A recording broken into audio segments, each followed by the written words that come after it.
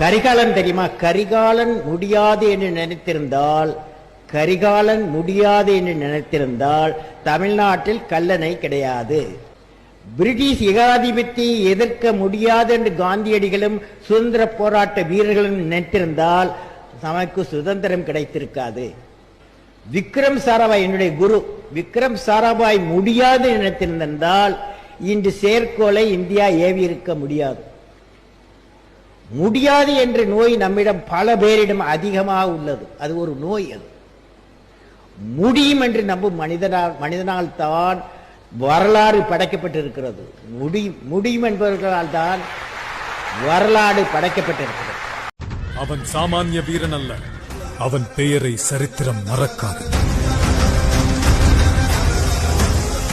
சூரியபுத்திரன் வைகர்த்தனன், Karnan.